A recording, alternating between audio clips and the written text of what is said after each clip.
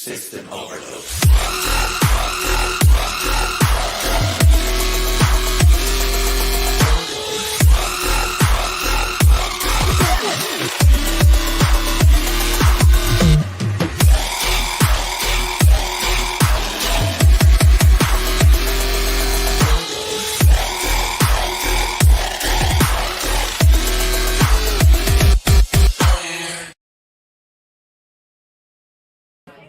Hey, it's the Stories Inside the Man Cave podcast. First, I feel like I'm Stevie Lee's offspring over here. You're about 3 times the size of me. You're still playing weight. We're here live at Boulevard Bar Grill in Austin, Texas. An Austin, Texas original. Man, Stevie, the best time. This is what we're doing here. Kicking things off. College, high school, pro. We're going to talk about it. We've got interviews, some recorded. And Stevie, you've got some of your fellow members of the Texas Longhorn football royalty in the house. Yeah, we had a few guys come over and just hang out before we did this thing, and kind of really good to get to know what people are doing after football. You know? Right. So we had a good time over here in the corner back there. Good. And this place is awesome, man. It's like a cold, dark bar if you want to get out of the heat and actually get some adult beverages. Right. And have a good time, man. It's really a cold, dark bar. I love it. No, I do too. So Boulevard Bar and Grill, they're like family to us. $3 light beer pints and $3.50 well drink cocktails. I don't even know if you or your Better Half Summer have ordered yet, but I highly recommend it. But if you're watching this for the first time, we're on top of each other, not literally, but figuratively. A little space here. I am Sean Clinch. That's Stevie Lee. You can catch him every Sunday during the football season with me on The Pass Rush, a series of episodes. And he played for Mack Brown in the early 2000s, was a defensive tackle, and you are a Rose Bowl champion. And one thing we've got to do, follow each of our social media platforms. There's so many of them. And, of course, you have the honor of naming off all of our sponsors. I have the honor? The honor. Well, the big sponsor right now is Hargrove Roofing. My guys out of Shreveport, Louisiana. Right. We have offices all over Louisiana and all over Texas, here in Austin, Dallas, and Houston. But my guys at Hargrove, man, they'll take care of you. Give us a call. Hargrove Roofing. Know who's on your roof. And Stevie Lee does it the best as far as that. And, of course, big shout-out to Honest Plumbing and Air, where a handshake still means something. Dirty Martin's Place, old school Austin, a lot of good carbs, and even I wish they'd bring back the Fruity Pebbles milkshake, and Jim Saxton State Farm in Austin, Texas, OG. And Boulevard. And Boulevard Grill. Yeah, well, hopefully we're going to bring them on permanently. But, Stevie, let's get it going. Let's start with the Longhorns, college football. We are a little over a week away.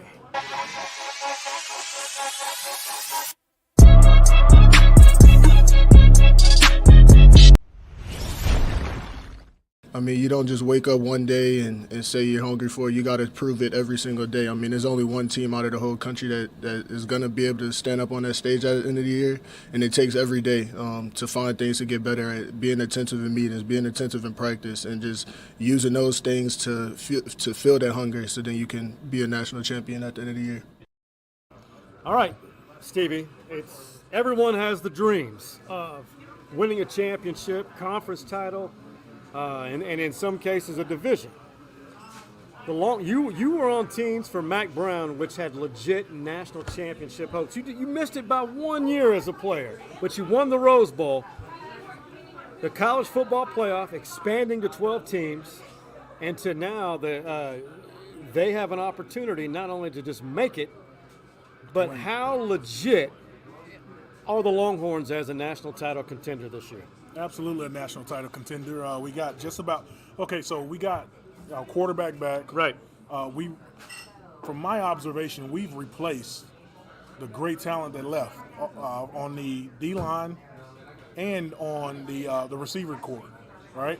So I think we still got the tools to make some noise in college football playoffs for sure. It's going to be fun, and you're going to see with them going to the SEC, which we'll talk about later. You're going to have maybe 2-3 possibly 4 from the SEC, but I don't know. I don't want to get ahead of myself on that. You are. I am ahead of myself because you will have at-large berths. Now, rebuilding a position that you played on the D-line and with this young talent, you've been to practice. What did you see from those graduate transfers from Arizona? Because when you lose T. Sweat and Byron Murphy, you can't replace those talents. So what I observed is we're not trying to replace those two guys. What we're doing as a defensive line as a front is kind of replacing those guys. Like all 4 across the front with schemes and different blitzes and things, different packages. I think that we're going to be perfectly fine in replacing what we lost on those 2 guys. I think we're a better defensive line as a whole than just 2 big defensive tackles. Okay. Yeah. And you know, when you ask a lot of people say that, and in Sarkisian, when he's talking about young talent, he mentions one linebacker in particular. Leonga is such like the do right player. You know, he's always spot on with what he's supposed to do, run fits, pass coverage, special teams. The thing that I've been impressed with him this year, as opposed to his true freshman year, I really feel like he's cutting it loose more. He's confident in knowing and what he needs to do. So I already like Leonia. I believe he wears number 18. Only the chosen wear number 18. Yours truly. Yeah? Only the chosen wear number 18? Yeah, that's right. I got you. Hey, man. That's all good, man. I get it.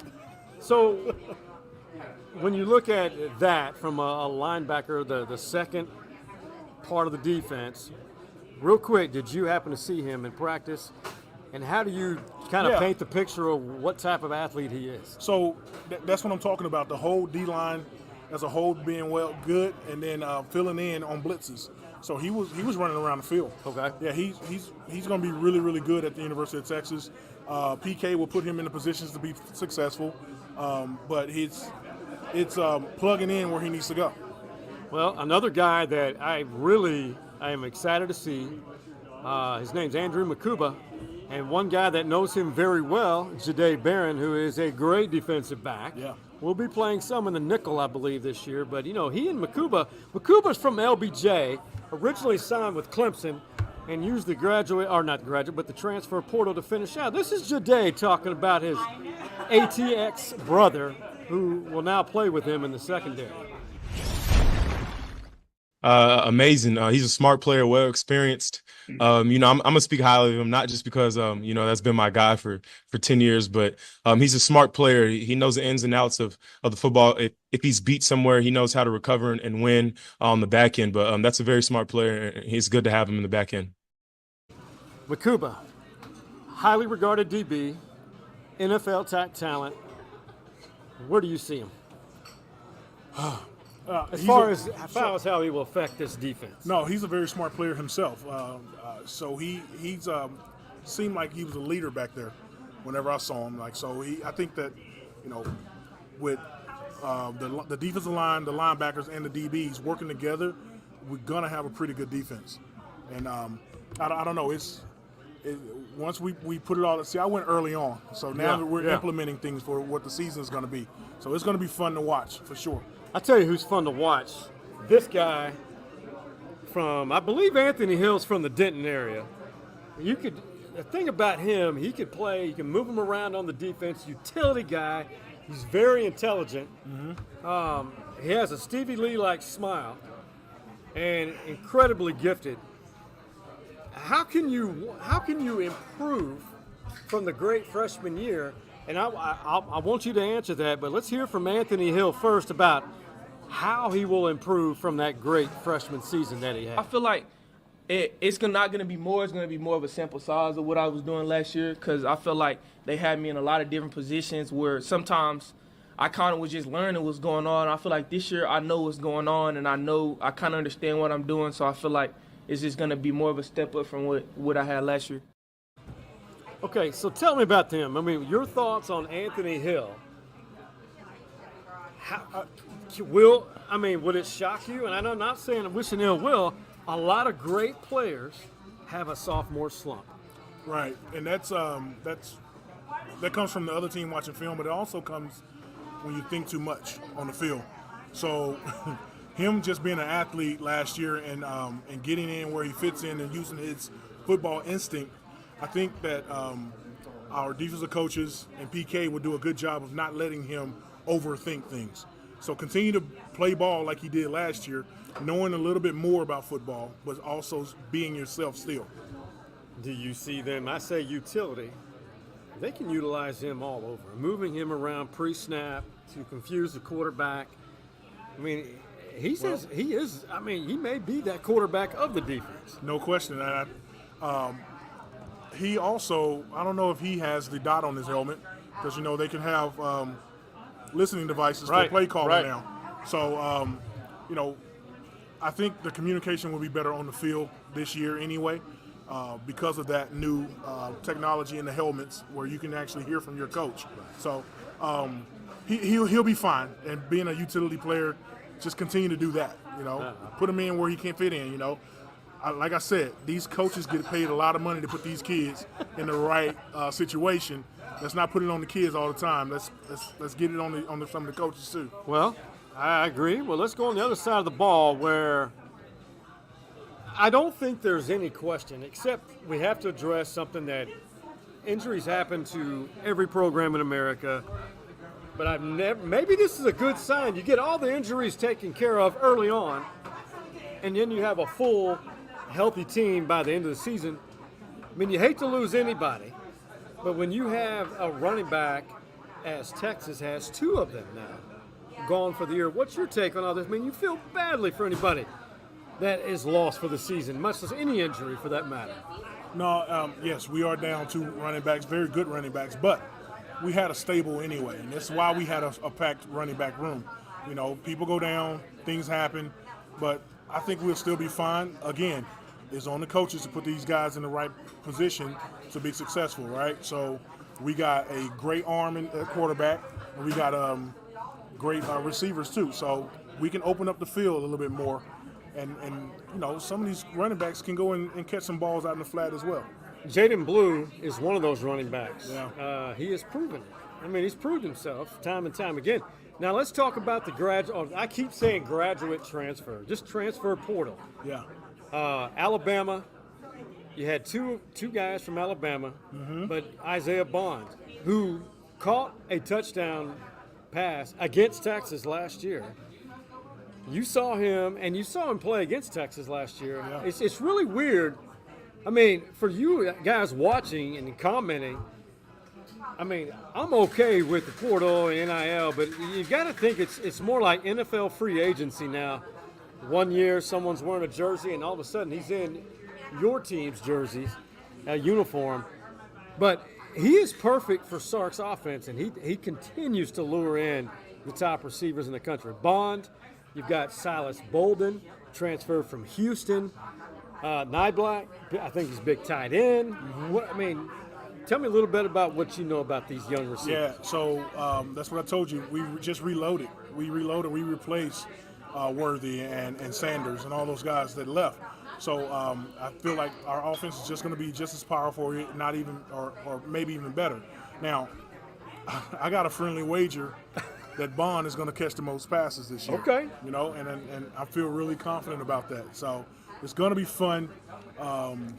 They're running all over the place, and Ewers just slinging the ball all over the lot. So I think it's going to be a lot of fun. There's going to be no drop off in the pass offense. Okay. Yeah. I agree with you. Now, the quarterback, I don't think there's a problem there. You got to keep him upright. Of course, you got Arch Manning waiting in for his turn. But Quinn Ewers talked about some of the younger receivers like Jonte Cook, some of the other ones, and maybe how they've grown in just over a year. The biggest thing for them is just being more comfortable within the offense and knowing what to do in certain situations. And I think another big thing is they're starting to understand, why Coach Sark is calling this play instead of calling another play. And I think just their understanding of the game has improved a lot. And, again, I think they both got to sit behind guys like Jay Witt and AD and Xavier, so they got to see what it looks like. Okay, so basically what you've kind of said, you learn, and naturally you mature with experience. And even, I forgot who it was, Jeff Traylor at UT San Antonio said, you know what, we can practice all we want, but your kid's not going to learn until he gets into a game. Yeah. And these guys have had some game reps. So real quick, your expectations of this offense, we already talked about the RB room. Is this a team, are you buying or selling? They will definitely average over 40-plus points again? Or 40-plus points? 40, average over 40? What did you say? Going over 40? Will they average 40-plus points a game? 40? Golly, that's hard to say. SEC always had great defenses. So okay. I don't think I want to get in that game. Okay. I don't want to talk about So you're going to be Switzerland on this deal. Exactly. But we do have a really good offense. Yeah. And it can happen, and we can put some points on the board with the receiving core that we have. The O-line, I think anybody can run behind this O-line. Yeah. So if you made me say it, then yes. Okay. Okay. We'll see it. Yeah, SEC. They're already putting Texas on notice already. They said, "Try me." Hey, a big retirement announcement, which happened yesterday. Sad it's over, but I'm also really excited about my opportunities with NBC and with Underdog, and all the other exciting things that are on the horizon. So hook 'em horns. God bless. And thank all of you. All right, your guy. He was a freshman when you were what were you doing in 05? You were. Oh no, I was 1 year out. Oh, 1 year out. I thought maybe you thought about student assistant or something. No. So when you look back at Colt McCoy, people always say he wasn't the highly recruited guy, but all he did was win every level he played at. Tuscola Gymnat, his dad was a coach. All Shipley's. We all know who his roommate was. Yeah. We all know that narrative. But the guy is a Texas legend, and he will be honored. You have to be 10 years removed into the Longhorn Hall of Honor. He will be inducted. Yeah. Your thoughts on him not finally, but deciding to hang it up? He didn't have anything else to prove. Right. The kid did a fantastic job at the University of Texas, did a good job in the NFL. In the last few years, he did a great job of collecting checks. As a backup. As a backup. That's what you want to do, is collect as many checks as you can, and then you go ahead and call it quits. Hey, shout out to Colt McCoy. Much respect to you and your family. I think he has 4 children now. Beautiful family. Football blessed you, but he will be on NBC broadcasting, and I think he'll do a fabulous job. So shout out to the McCoy family. You have lived life right. There is no doubt about it. All right, so we were going to have Jeff Traylor on the show, the head coach of the UTSA Roadrunners. I want you to think about this. He's going to be on another episode. He had a booster engagement, and as a head coach, you've got to go to those, especially when they say they're going to change the time. Jeff Traylor is one of the busiest head coaches in FBS I have ever seen, and we love Jeff Traylor. He's done a lot for us. He's done a lot for the program, done a lot for Texas high school football. They play UT September 14th. They are replacing that amazing quarterback, Frank Harris, who's now exhausted his eligibility. He's now out of football. Traylor, 39-14 in San Antonio as their head coach. First bowl game victory last year, won the Scooters Coffee Bowl, and had coffee poured on them in the cold weather up in DFW in Frisco. Your thoughts on them as they are replacing players? Do you have any doubt that Traylor will put together another winner? He's a great coach, fantastic coach. Yeah. I've been high on him for a long time. It's tough though, replacing that many players that he lost. I think he can do it. I'm wishing him all the best until he comes to Austin, right? But I like what he's doing down there at UTSA. This is another place in Texas where these kids can go. When I was playing, there was no program, so no. This is awesome for UTSA for sure. Jeff Traylor, awesome. They'd lost one of their defensive ends, Trey Moore, to Texas as a portal guy, and he speaks highly of him. Did you get a chance to see Trey out at practice? I saw everyone in practice, but I wasn't focusing on one person. You know what I mean? Yeah, I get it. Yeah, I get it, man. But Trey Moore is an incredible player. So, as far as the Horns, they're going to open up against the Colorado State Rams and this familiar face. Yes, we got a lot of confidence in our team. We were the young team for 2 years. We had a bunch of freshmen out here, a bunch of kids that look like Doogie Howser, and they're growing up now. Now we have more experience.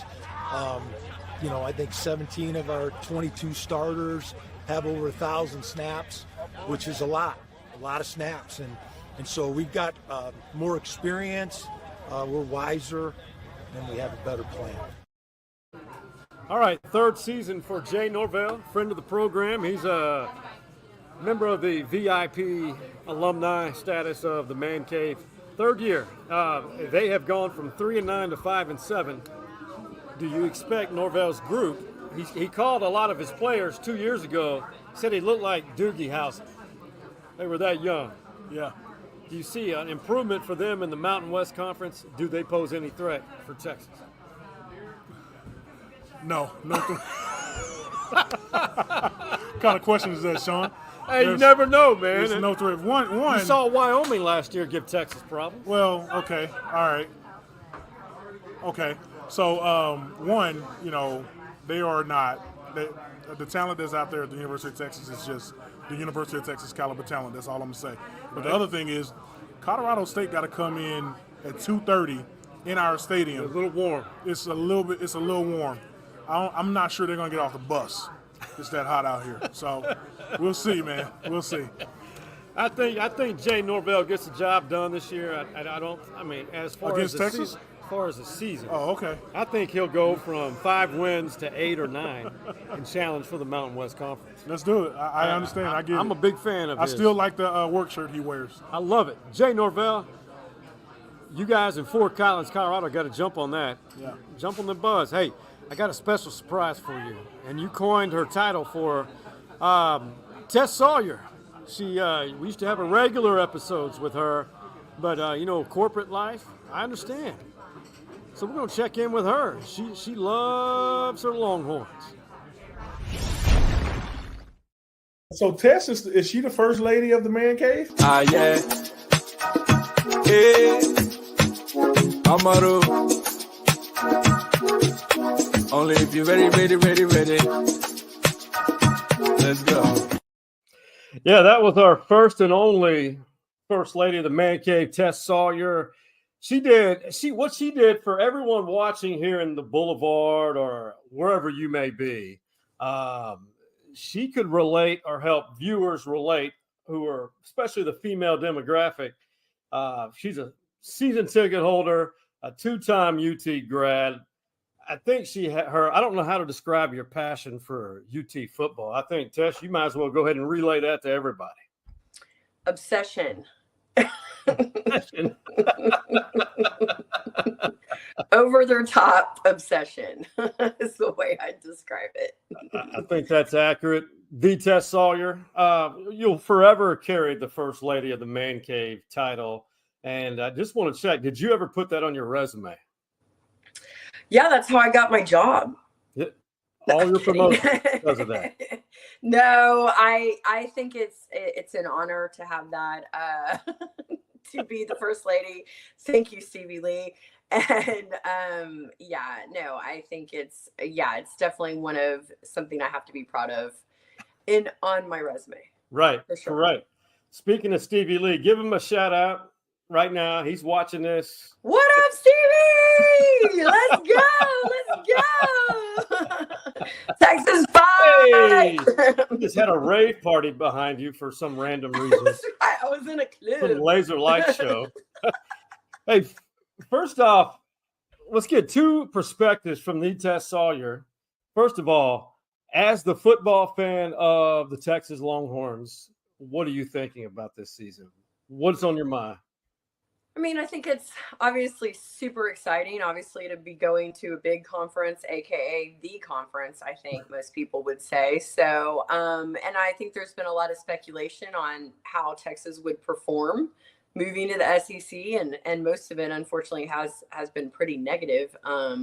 People thinking we're going to go in there and get our asses kicked, playing some of the toughest teams, in the NCAA. So, but I think joining the new conference is huge, and the timing couldn't be more perfect because I really think this is one of the better teams we've seen in a really long time. Test the realist. What are you thinking?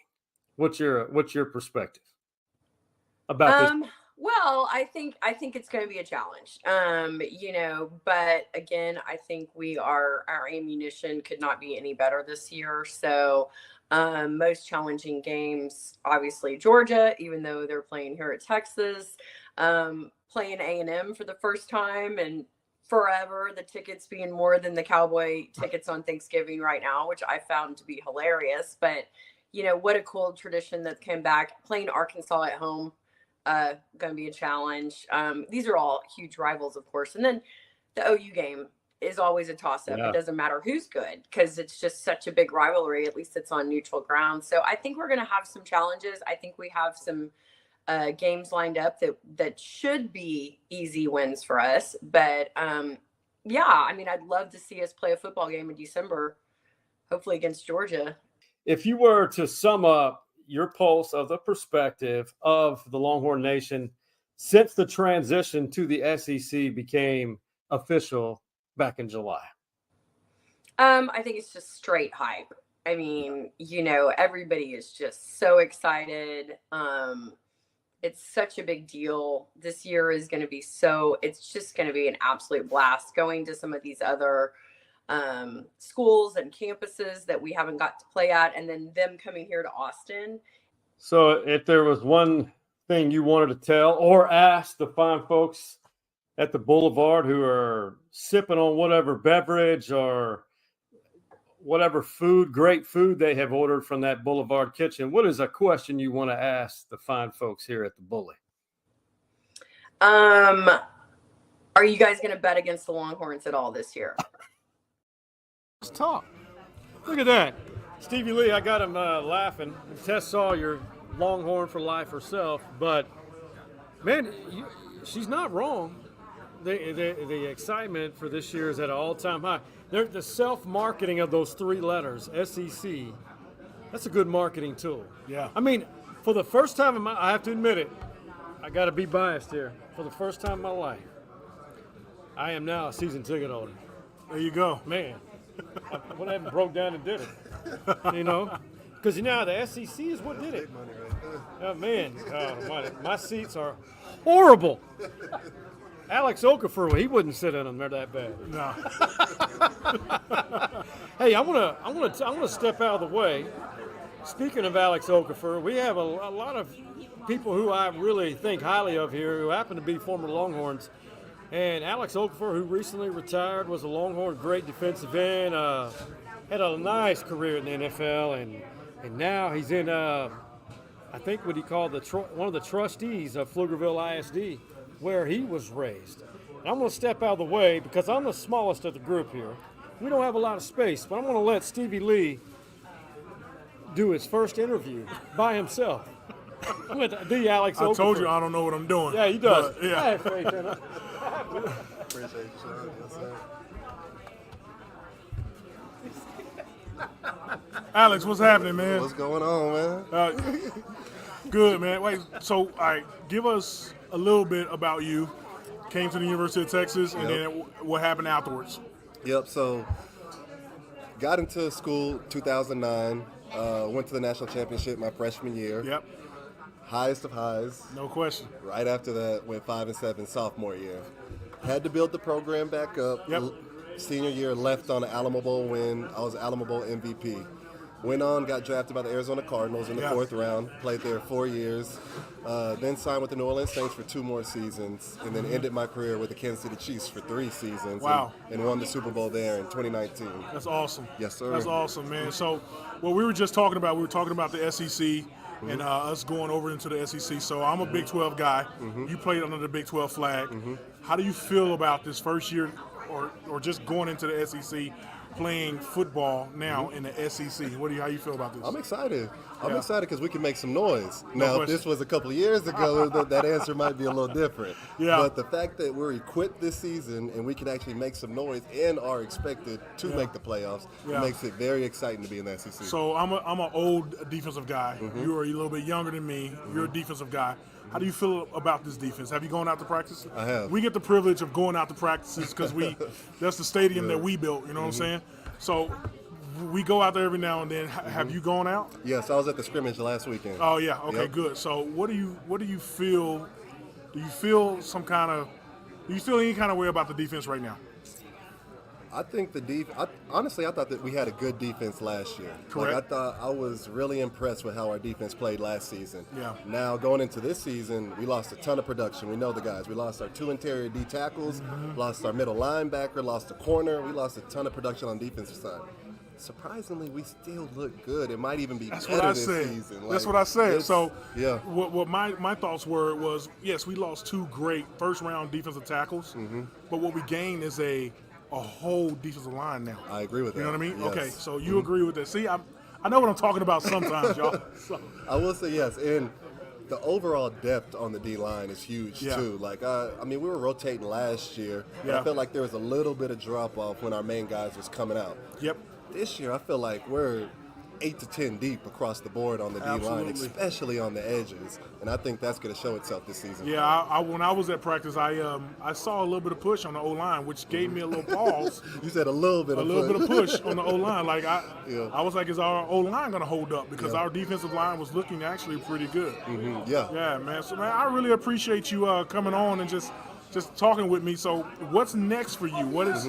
I always like to ask my friends, what's life after football? Because I figured out life after football with me was real estate. So what's next for you? What's life after football? I know you're behind microphones right now, so I love that for you. So let us know what you're doing. Right. So I'm still figuring things out, taking things slow. I've invested properly, so it's allowed me to have the flexibility to really take things slow and not really jump into anything right away. But I got 2 main things going for me right now. One, I moved back to Pflugerville and I joined the school board this May. So I got sworn in as a trustee for the Pflugerville Independent School District. And then also, like you said, I'm behind microphones and cameras now. I'm doing a little bit of sports media for the Longhorns. So. Yeah, that's good. That's good. But so you're going to be on KXAN? I'll be on KXAN this season. For the pregame show? The official pregame show, which starts an hour before every game. And then I'll have 1 weekly segment. Not sure what day that's going to air, but within the next couple weeks, I'll let you know. That's awesome, man. So congratulations on all your success. I was always a huge fan of Okafor and the Okafor family. Thank you. I would like to say is some of my favorite Nigerians. I can imagine that's a short list. No, it's actually not, though. I got a few friends that are Nigerian, some attorneys out in Houston. Gotta be Houston. Yeah, no question. No question, man. And, in fact, I'll share one story. I went to a wedding. It was a friend of mine. He's Nigerian, and he married a lady from the Caribbean islands, right? Okay, yep. It was at a Catholic church. She's Catholic. And she started her wedding on time. Okay. And you know where I'm going with this. I know exactly where you're going with this. You said she. She started her wedding on time. As we were leaving the ceremony, his Nigerian people were just now walking up. And they were upset at her for starting on time. Is that? Do you experience that in your family? I do. So, listen, if you're going to a Nigerian wedding, one, you're not getting out of there till about 2, 3 in the question. morning. And it's not because the party is that long. It's because it don't start time. That's so, exactly right. That's a little personal for me. That's exactly right, man. I appreciate you coming over and just chopping it up with us, man. Yes, sir. I appreciate it. Thank Anytime. you. Yeah. And we'll pull Sean back in, man. My brother from there. You got the height in the family.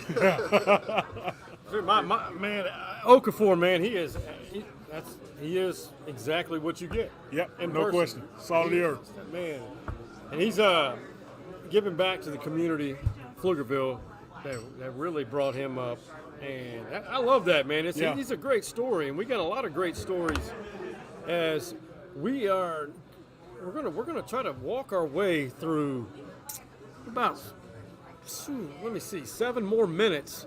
We got a surprise for you, a surprise interview from the Show Me State, the great state of Missouri. Got you. So, one thing I want to talk to you about, Stevie, and those of you, we'll take comments from you right now. You go to the private chat, ask us a question. We'll do it that way. And if Stevie, you can ask Stevie about his playing career when he played for Mac Brown and Coach Tollison, and you know my favorite athletic trainer ever, Chip. Chip. Yeah, man. He's one of the finest Americans ever. Equipment manager. Equipment manager, not AT. Equipment manager. Yeah. No, one good story about Chip, man. Every Thursday practice, you know, we do just walkthroughs basically. Yeah. And Coach Brown, after practice, he pulls us all together in huddle, and he gives us his spiel and what's going to happen and things like that. And so let's say we're playing Texas A&M, and so at the end of his spiel, he'll go, and we got Texas A&M, and hey Chip, what are we going to do? And Chip is in the back of the huddle. He goes, we're going to kick their ass, Coach. Every single week, man. Every single week, and we loved it. Man, that's outstanding. Yeah. You know what? We got to do this, Stevie. You always got to get a good selfie. Look at Stevie Lee. Whoa. There you go. We got to remember this. We're going to start trying to do this a little more often. It takes a lot of planning, a lot of logistical planning, but we also got to remember we have to place more effort into our day jobs. Yeah, no question. So this took me about 2 weeks to put together. Yep, and I appreciate you, Sean, for doing that, man. Boy, what you helped too. If you look at the rundown sheet, there's a lot going on right now. But also, again, thanking Boulevard for having us out on location. A lot of cool people. Y'all can't see behind us, but a lot of cool people just watching us on the screen above our head, man. So this is pretty neat. I like it, the vibe in here. Again, like I said, it's a cold, dark bar. No, it really is. Yeah, and the food is great. So I'm trying to figure out, because we're about to have a guest in here, and I'm trying to figure out why we can't hear anything but. I'm trying to figure this out. We're about to have a guest from the University of Missouri, and I'm trying to figure out why we can't hear it for some odd reason. Can't hear it here, inside here? No, I can't. We're not going to be able to. We had technical issues. That speaker's not hooked up. Gotcha. For a reason. So what I'm going to do is I'm going to go to our video feed here. So because we're going to have a guy which dates back to when I was a student at Stephen F. Austin. And he was a running back there, and then he started his coaching career afterwards.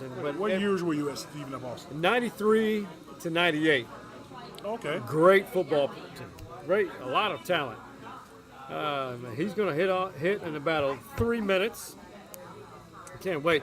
So, well, hold on. I got a question. So, speaking of Stephen F. Austin, have you kept up with anything that's going on over there? Oh yeah, football-wise. Yeah. Okay. So, what do you think that they're looking about in their conference and things like that? What?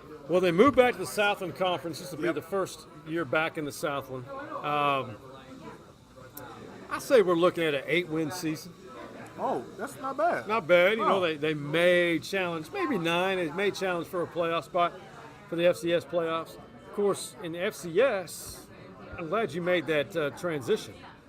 So I want to say South Dakota is the national champion from the defending national champion from FCS, and they are playing opening in Stillwater against Oklahoma State. Okay. And that's a good little segue right there Yeah. before we get to the Big 12 part. But, hey, keep your eyes on Stillwater, Oklahoma when they host FCS defending national champion South Dakota. Even Mike Gundy said, hey, they have the interior to compete with us in the Big 12. Okay. So that is upset potential in the first week of college football. Of course, I I have to say this. This weekend is 0 week in college football. Yeah, it's tough, man. I cannot wait for so we're 10 days away. Yep. From the first game at DKR, and I cannot wait. I'm so excited.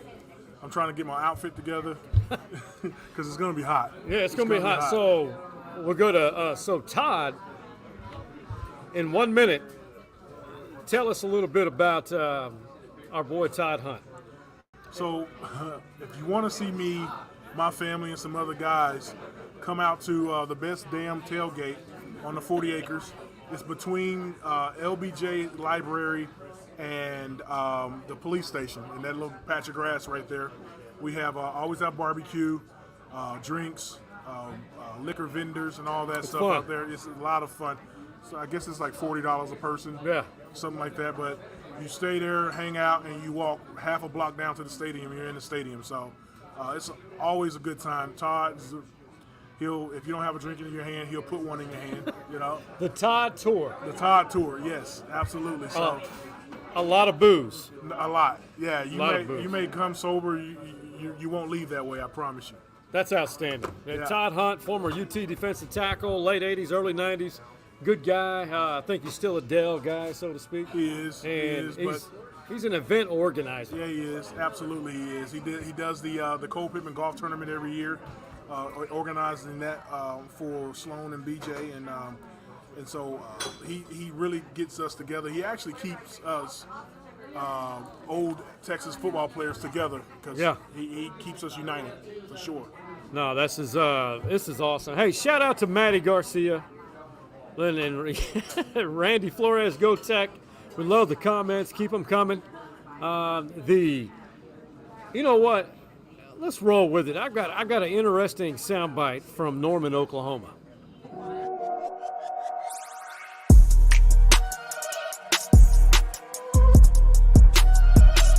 It's been like the longest wait for Christmas ever. You know, it would have been one thing, and it would have been very exciting if we found out on a Tuesday that we're going to the SEC, and that Saturday you're playing football. But it was a 3-year wait. Yeah. And both the Sooners and the Longhorns have sufficiently been called every name in the book by their Big 12 brethren and by the commissioner sometimes. And I was ready to – I have a lot of fond memories of the Big 12 and the people in the Big 12. Yes. And it's all I've ever known. But by the time these last 3 years came to an end, I was ready to move on. I had taken all of the. That's Toby Rowland, the voice of the Oklahoma Sooners, essentially saying the anticipation for the SEC is on par with how it's been here in Austin. It's the same, and the Longhorns and Sooners have been called every name in the book because of the divorce with the Big 12. Yeah, but I was just talking the other day that it was bittersweet to leave the Big 12 the way we did with the Big 12 trophy. Oh. So they can call us anything we want. What you are going to call us our Big 12 champions right now, too. So. Yep. And having, what's the commissioner's name? Oh, my God, I just forgot. Come on. Yeah. Well, commissioner talking trash at the beginning of the season, telling Texas Tech to come in and beat us. And at the end of the season, him having to hand us the your mark. It's your mark. Your mark, yeah. Having him to hand us the trophy and walk off. And actually, the University of Texas fans not letting him get a word in. That was funny. That was great. Man, I love that. I love that because, but there's no easy way, there's no pretty way of exiting like that. Because let's face it, UT has been called so many things for running the Big 12 to the Longhorn Network divided the Big. Listen, if a major network gives you hundreds of millions of dollars, you gotta take it. Have to say yes. Yeah, you got to take it. And it's what broke up the Big 12, the original Big 12, right? And now we're here where we are, and the Longhorn Network is no more, and now we're with the SEC. So I always said that it was what broke up the Big 12, but, we tried to keep it together. We tried to bring A&M into a network, a Texas network. So, but that was 10 years ago. That's neither here nor there. We're here now. That's right. That's where we are. Waiting on a guest from the University of Missouri. We're going to move forward if he pops up, and we'll bring him on to talk about. We think the team he coaches is the dark horse. But real quick, who are you picking to play in the SEC championship? The University of Texas. Man, zero objectivity. I get it, man. Yeah, I don't know, man. I don't know on the other side because I'm thinking remember we talked about a dark horse. Right. And we talked about Missouri. Yep. They can do it, right? Yep, they've got it. Yeah, they've got the horses to do it. Man, that's hard to predict, dude. I'm sorry, I don't know. I'll say Missouri and Georgia. Texas has 2 losses. So Georgia would be a loss? Are you thinking Michigan? No, I think Texas. No. 2 losses in the SEC. 2 losses in the SEC. So I think Texas beats Georgia. And then who else then? I think the A&M game is going to be so hot.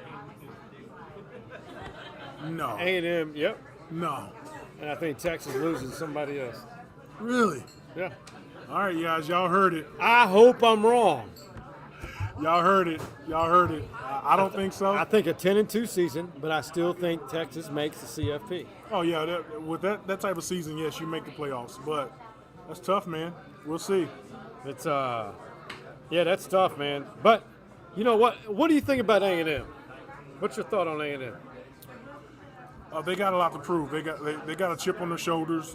New coach, and they had to live with that bad taste in their mouth about us beating them at home in the last game. So we'll see, man. I think that they're gonna come out on fire against us, but I don't know if they're gonna do much else in the SEC. No, I do think A&M could be a dark horse.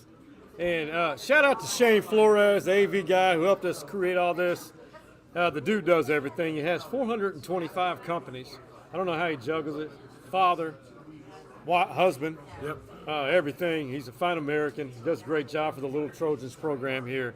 And so moving on. So you say A&M is, I say 8 or 9 wins this year. Mike Elko's first season. No. Okay. No. Okay. All right. Under. I'm taking the under. Taking under?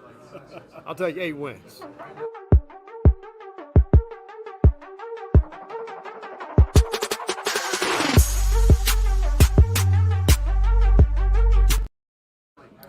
All right, man, we've got a legit program in San Marcos, Texas.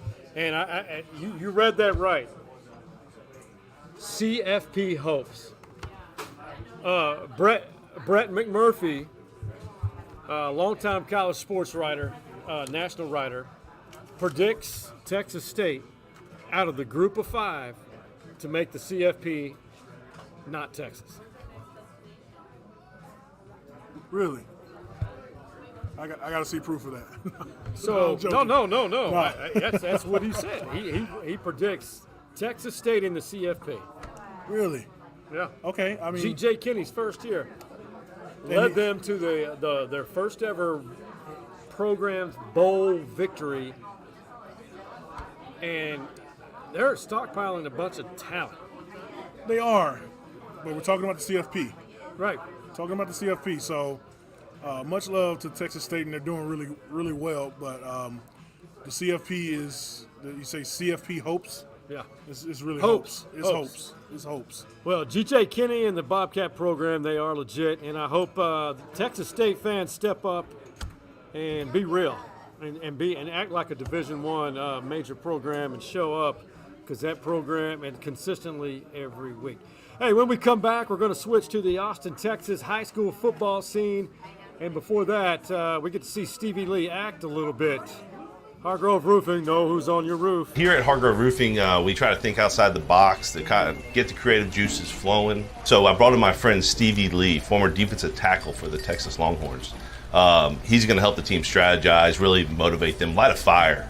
This guy's going to block down, This guy's going to block down. You put your butt into the guard, and that way my Mike linebacker gets free to do what? Not only are they going to learn a thing or two, but they're going to also leave with a great attitude and a bunch of smiles on their faces. I'm sorry, what does this have to do with roofing exactly? Get out. Right now. I said get out. For me, that's what it's all about. It's just having fun, making our employees have a great time. Hargrove Roofing. Know who's on your roof. Honest is a strong word, and we all need honesty when it comes to plumbing and HVAC needs. Somebody who will take care of the repairs efficiently and with quality. Honest Plumbing and Air is who I trust, and they take pride in that word. Honest Plumbing and Air, where a handshake still means something.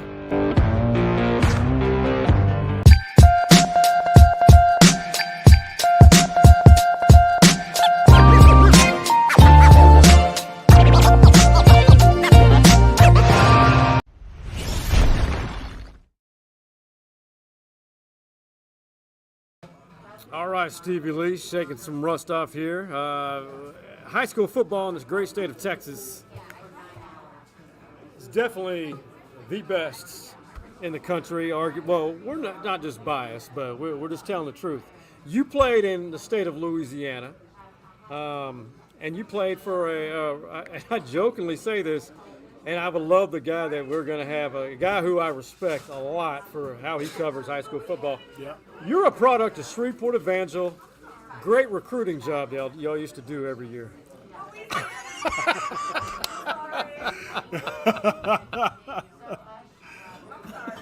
Well, it wasn't a recruiting job. It was the hard work that we had in the area. Work. Yes, we worked very hard. We got up in the morning, 6 a.m. workouts, and it's a private Christian school, so we prayed a lot too. You prayed a lot. That's good, man. You got to pray, and because people who pray don't recruit. That's right. That's right.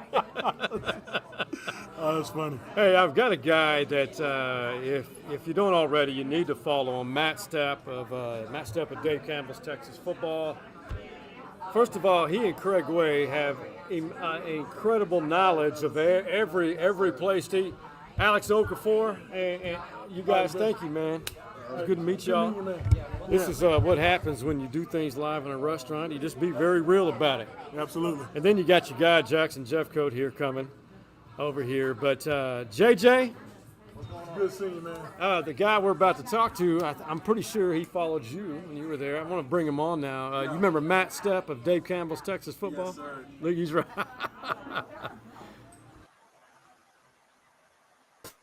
Why can't we have both of us for some reason? This is really strange. There we go. Can you hear me? There we go, Matt Stepp. Man, hey, that is great interior designing. Yeah, thank you. Yes, thank you. My wife will kill me because the room is a mess behind me. So Matt, you got one of the guys you used to cover just wants to say hi real quick. Jackson Jeffcoat. Oh wow, Jackson Jeffcoat. What's up, Jackson? What's going on, buddy? How are What's you up, man? He was a hell of a player, man. He was enjoyed covering him at Plano West. He sure did, man.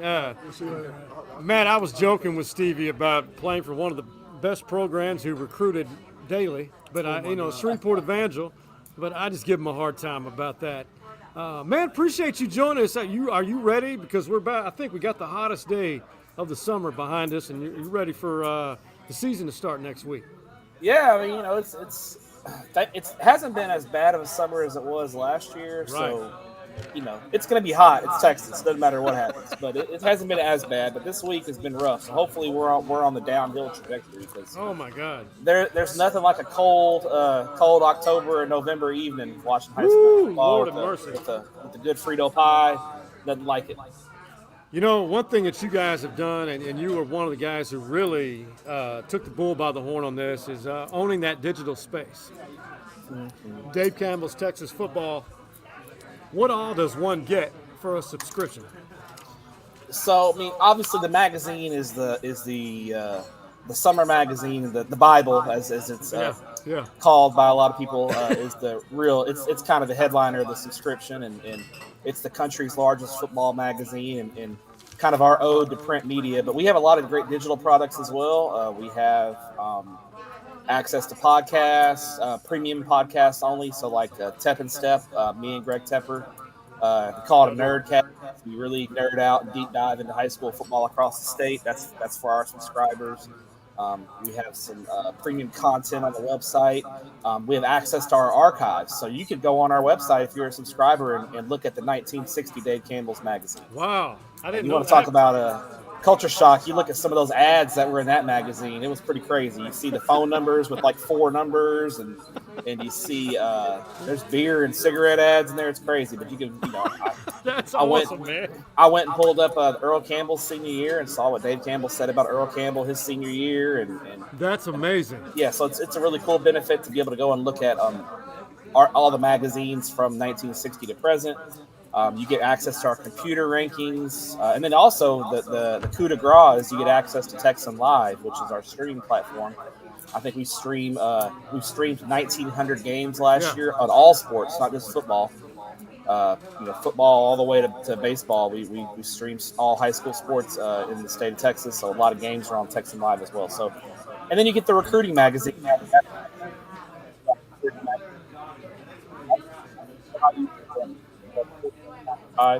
So it's not a bad deal. I mean, the cost of the 2 magazines alone basically almost pays for the magazine at this point, or pays for the subscription at this point.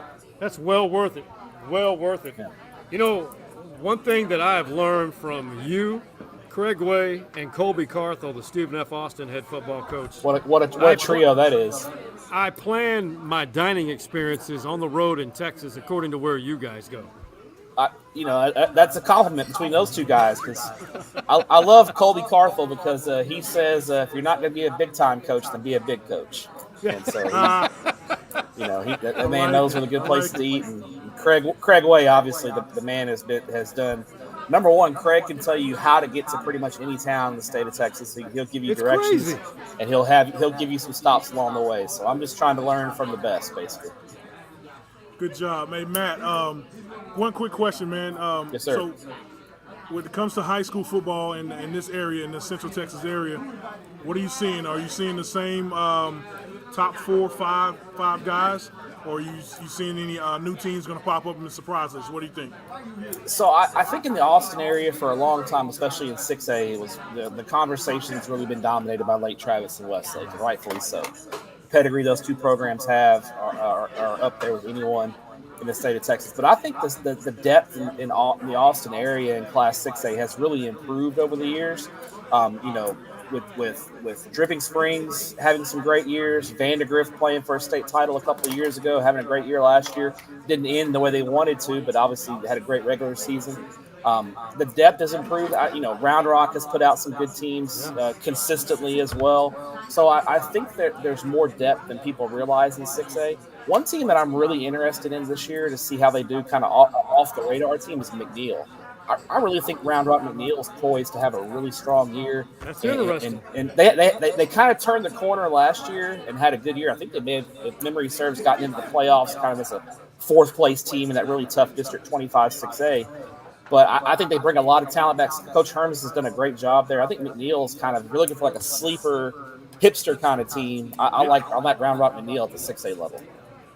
I like that. And then, I love hearing that because I think programs, just because of maybe they haven't had the desired outcome over the last 3 or 4 years, you not forget about them, but it's good to see resurgence of programs like this under new leadership.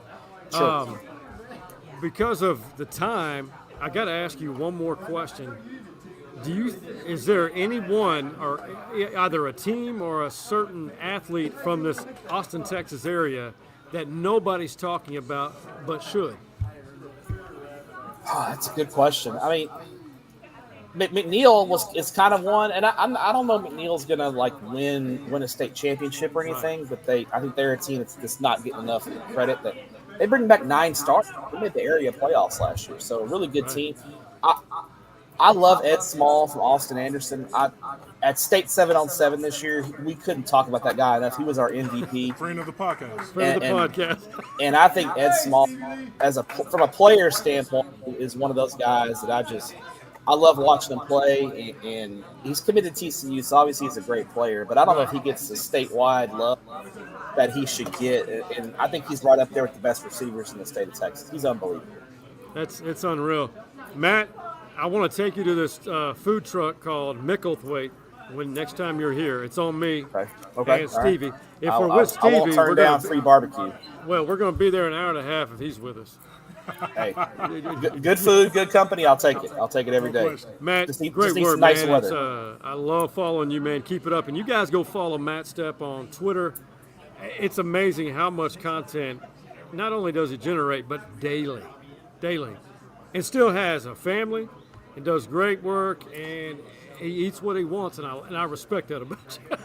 Yeah, but I got to hit the gym because as I get older, that metabolism starts to slow down, and if I want to eat what I want, I gotta go to the gym. And, absolutely, I've been there, bro. Yeah, hey, so man, this year the plan is maybe eat good Monday through Thursday. Hey, I know all about that metabolism. Yeah. Hey, your buddy Jeff Abels from Bowie's over here now. Coach Abels, great guy, great dude. Did you hear that, Coach Abels? Matt Stepp. He said, great guy. Hey, Stepper, man, good job, buddy. I hope to see you soon. Before you come in, Stevie and I will take you out. All right, appreciate you having me. You guys keep doing great work. Hey, thanks, brother. You too. We'll talk to you soon. Matt Stepp, royalty of Texas high school football, does a fantastic job covering the sport. But we have a new, AISD has a new leader, and he is how can I say this? He is the new executive AD, and he's a former Aggie and former NFL running back. His name, Jason Glenn.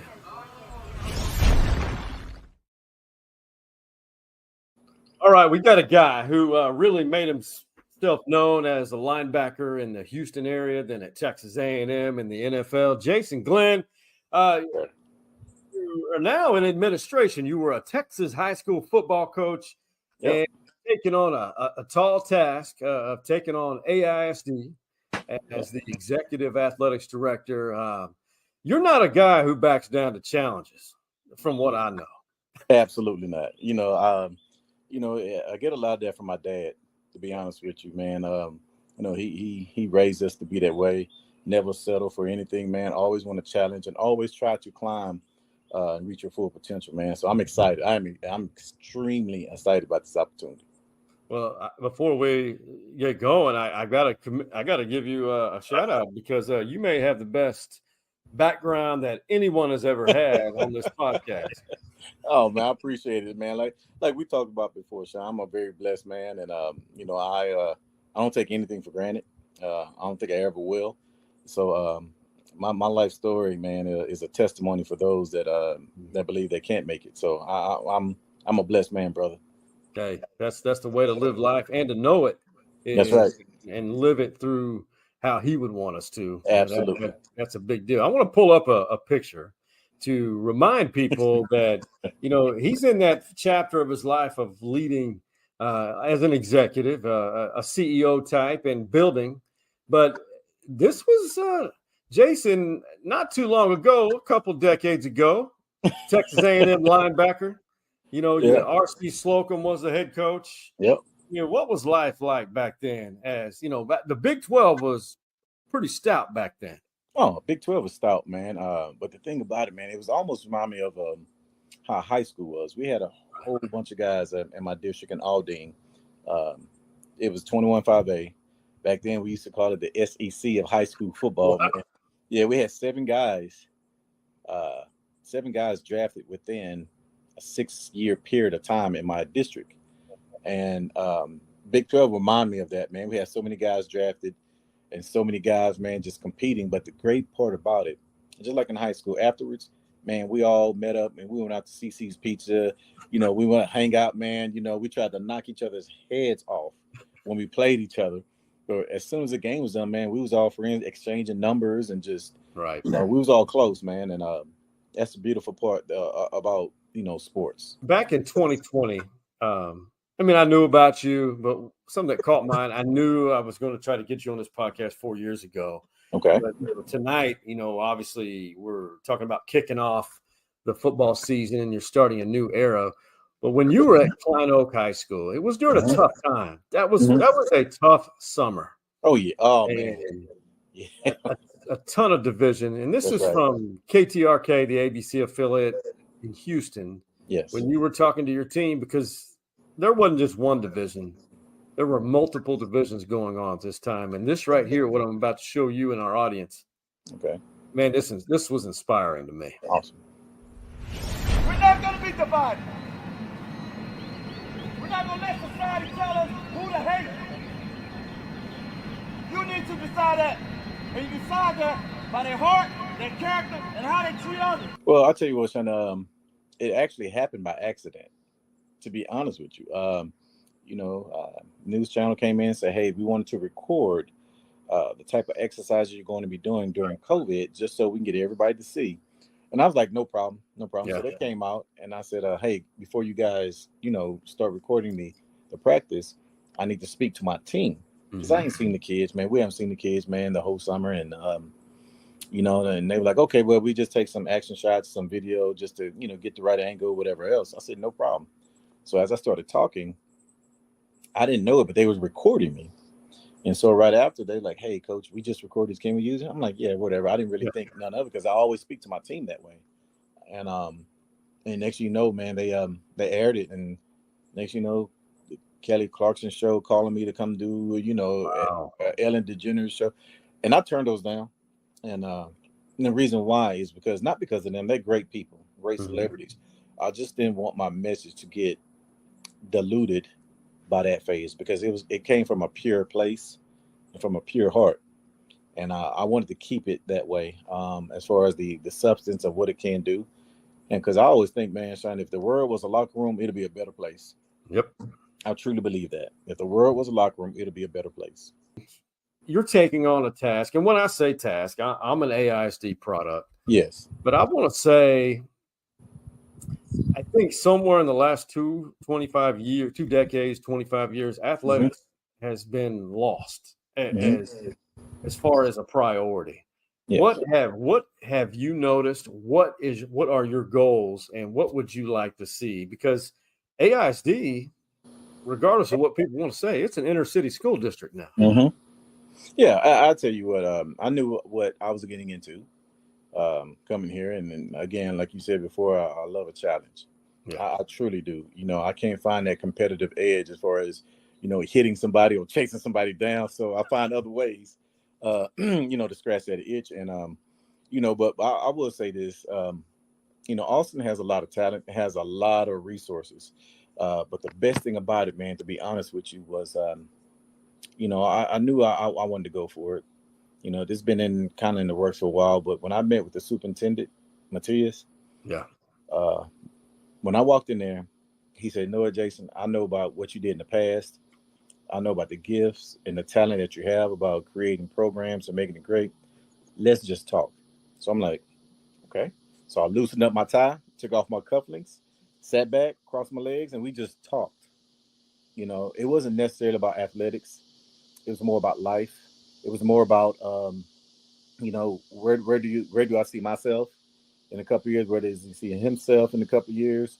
And, it got down to what do we want to accomplish with athletics?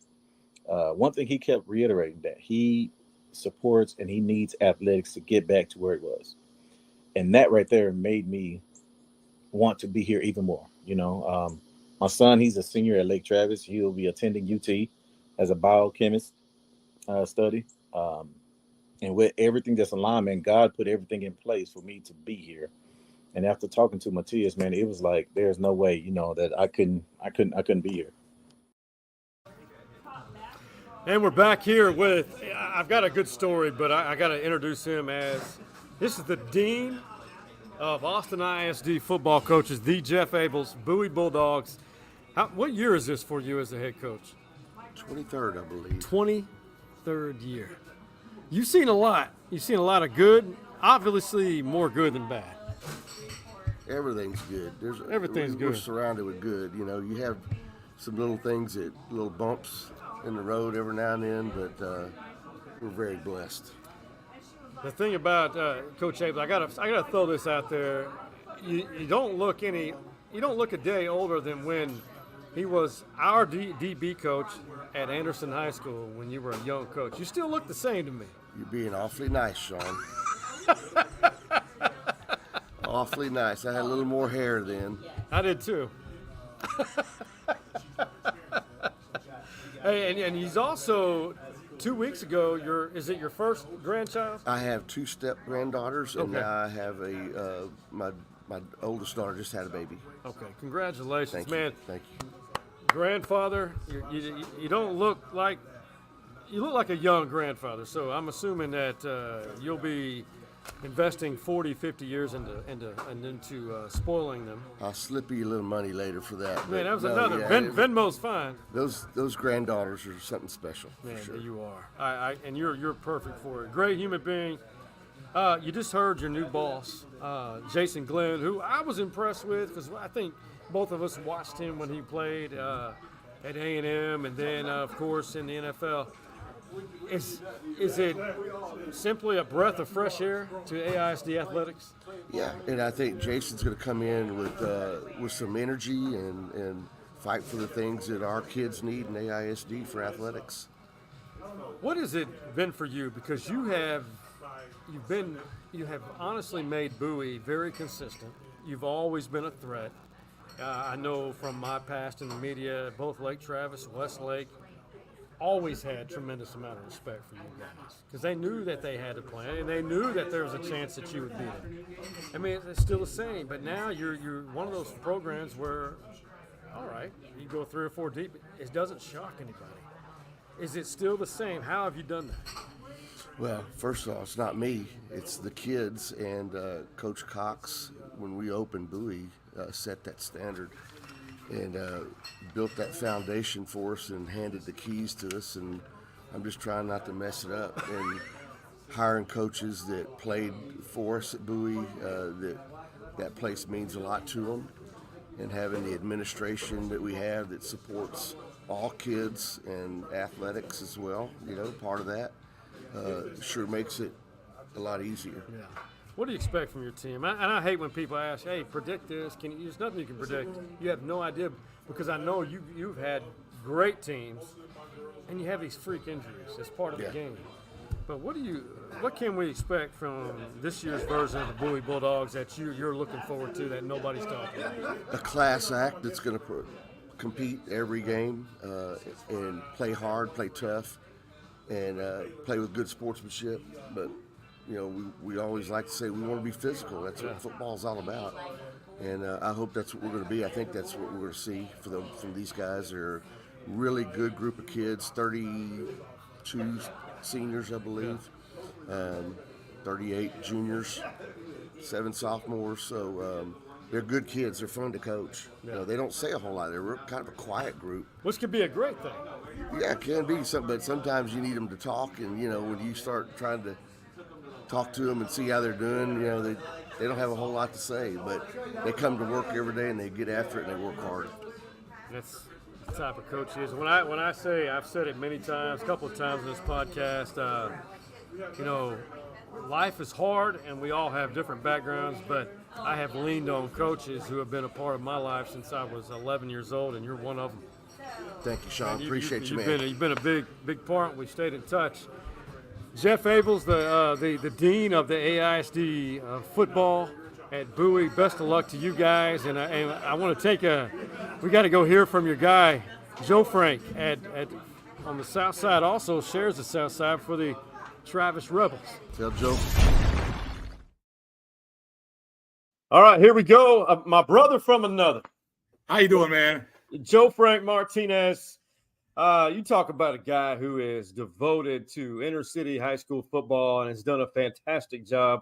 Was an assistant for a long time at Travis and has been the head coach the last few years. And this past season in 2023, Joe Frank and the Rebels, and correct me if I'm wrong, 7-4, went to the playoffs and a district championship, correct? Well, I would like the district championship, but no. But 6-4, made the playoffs. Second time in 3 years we made the playoffs. So we had a little drought in there my first few years, but we finally got through a couple years ago in 21. and then missed it in 22 with this group when they were sophomores. Right. And last year they were juniors. We went 6-4, played Belton in the first round. So yes, it's been a ride, man. It's been fun. 11 years as 10 years as an assistant, 11 years as a head coach. Travis is the only job that I've had, only coaching job I've ever had in my life. So it's home here. And you're clearly happy with it. And the one thing I love about what he does is really pour into this program, which I mentor inner city youth through the RBI Austin organization. But paint the picture briefly of what it's like to not only coach, develop, and develop young people. What's it like on the inner city school district, to paint the picture for people? Yeah, absolutely. Well, one, it's rewarding. That's number one.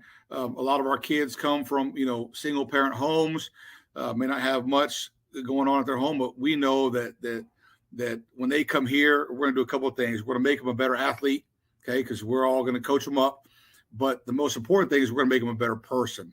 And that is our number one goal and priority, is we want to see these kids graduate.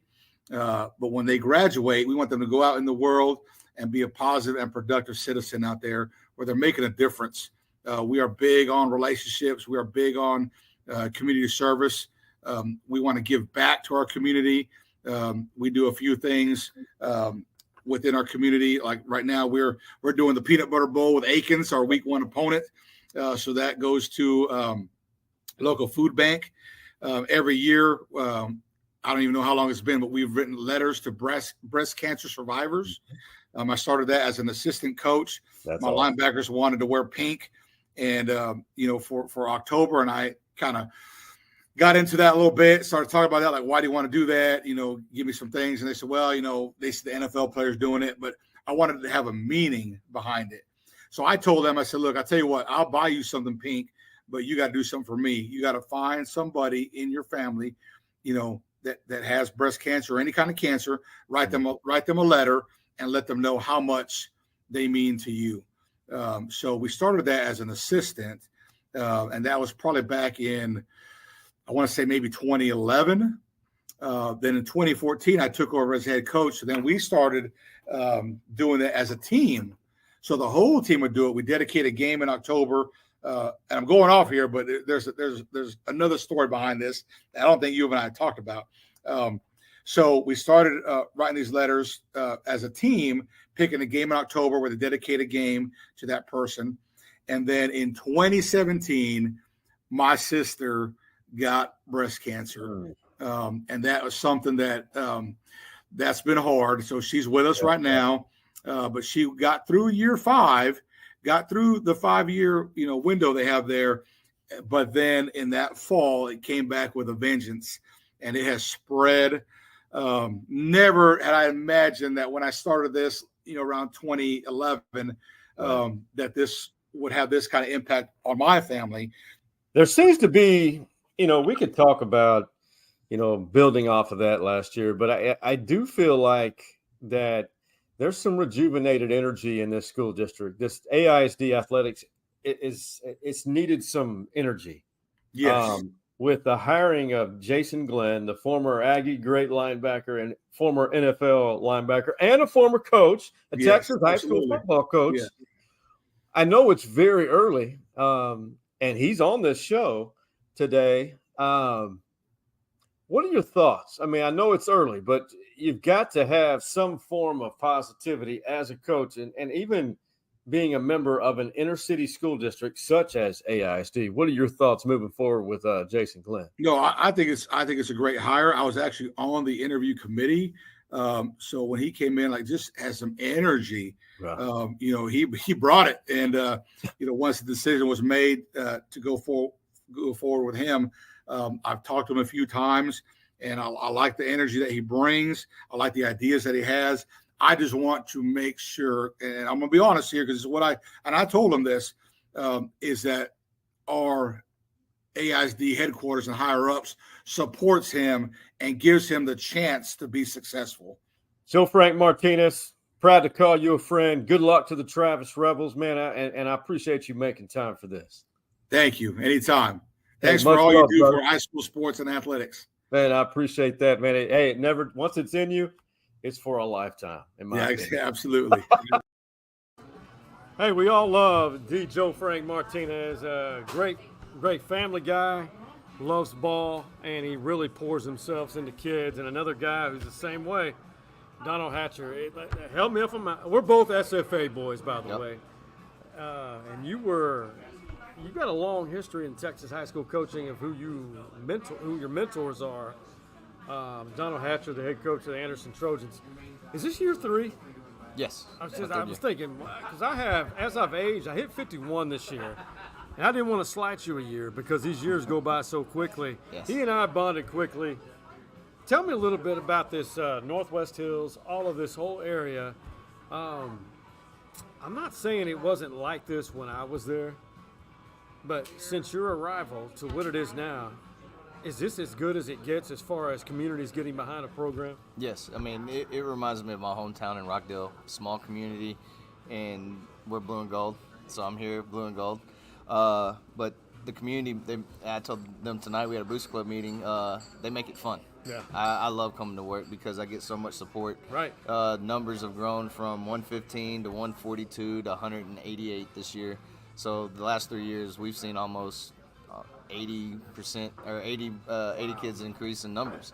So, and that goes to the community buying into what my coaches and myself are doing, and they're seeing the progress. Now, Anderson has always been a program that, would fight, would, make their presence known. But now it seems to me like you just need a couple of more offensive and defensive linemen. Mm-hmm. Has that changed? Has anything changed as far as what this program looks like? Our defensive line is deep. We've got maybe 2 seniors, and I've got 6 juniors and 1 sophomore that we're rotating in. I mean, all of them are good. I mean, all those guys. We've got Calvin, River, Willie, Huddy, Evan, Sloan. I mean, we got guys that can play. We haven't had that before in the past. Last year, we only had 15 seniors. This year, we've got 42. So, oh my God! Yeah, when you look at our offensive line, Coach Z's done a great job of just getting guys that want to play offensive line. We think we've got about 8 or 9 that we can put out there and play with the best of them right now. That's impressive, it just doesn't just happen that way, especially because we're technically the AISD's an inner city school district. Mm-hmm. When you look at development, it takes buy-in, and it goes back to the first question about this community. I want to venture to say you have some of the most guys who are invested not only into the program themselves and holding themselves accountable, because there's some great athletes in this program. Mm-hmm. That's what it seems like. Tell us a little bit about those athletes that we're talking about. So when we got here, the freshman class was a big freshman class. We had Coach Holcomb, our strength coach, and also our defense coordinator. Now we had 14 guys that squatted over 300 pounds. This spring we had 88. So we've developed those guys from their freshman year all the way through right now, where even our kids that weren't here that are sophomores this year, they're already where the freshmen were at the previous year. So the buy-in's been awesome. The weight room, we've spent $90,000 in the weight room the last 3 years. And we've got 22 racks. We got the turf for the area. We've got medicine balls. We've got the resources now to make sure our kids are successful. Our kids love lifting. We got a weightlifting program, a powerlifting team. We got over 40 guys that lift. So they've all bought into working out and lifting and stuff like that. Well, I'm a Trojan for life. There's no doubt about it. And I'm also really good friends with some of the dads. There have been tremendous parents. We've talked about that.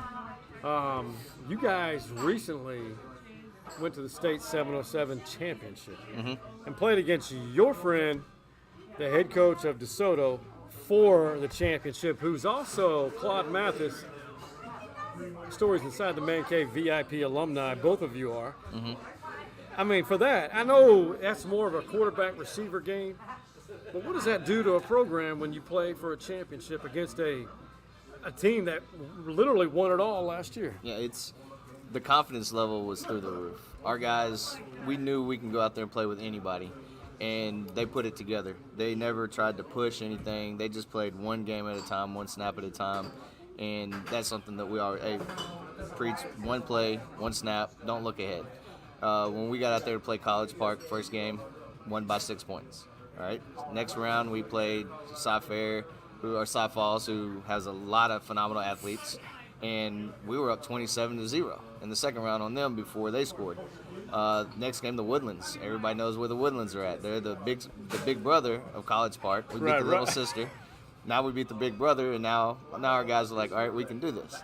But to get out there against DeSoto, and with 4 minutes left in the game, we were only down, or 10 minutes left in the game, we were only down 4 points.